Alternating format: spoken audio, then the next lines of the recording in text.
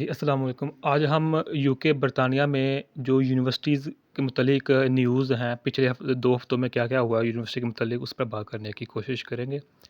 اچھا جی, پہلی خبر ہے بہت سے یونیورسٹی کے فارغ التحصیل افراد اپنی ڈگریوں کے باوجود معقول ملازمتیں تلاش کرنے یا گھر خریدنے کے لیے جدوجہد کرتے ہیں.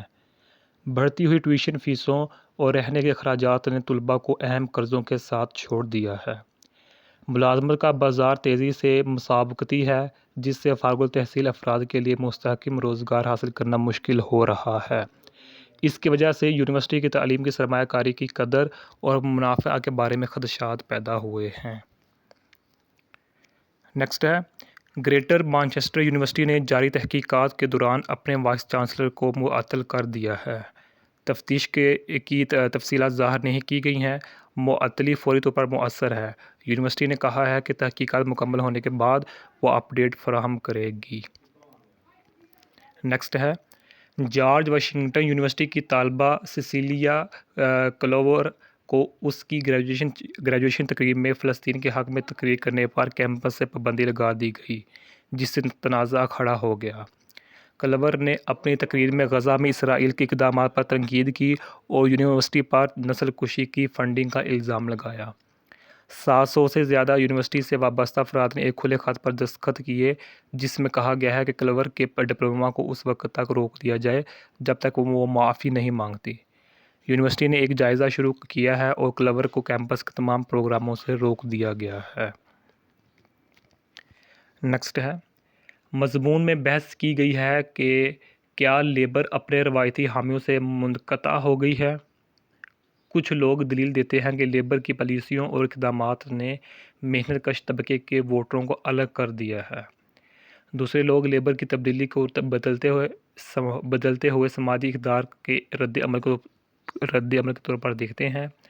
لیبر کی شناخت اور اس کے بنیادی ووٹر بیس کے ساتھ اس کے تعلق پر بحث کا مرکز ہے.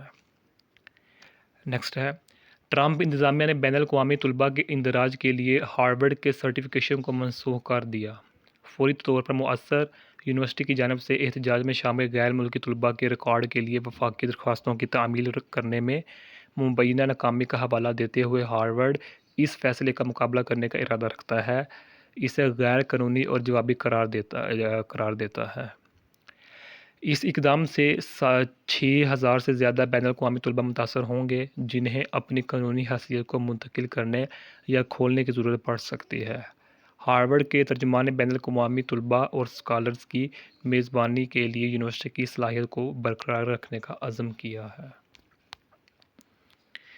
اچھا جی, جو اب خبریں پڑھی ہیں ان کی جو ہیڈنگ ہے اس کو ہم ڈسکس کرتے ہیں. پہلی ہیڈنگ ہے first heading, when a university degree want not get you a decent job اور home. Second heading, University of Greater Manchester suspends vice chancellor amid investigation.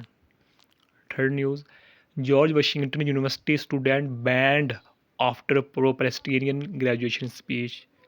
News number 4, is Labour now the stranger among friends. Number 5, Trump administration halts Harvard ability to enroll international students.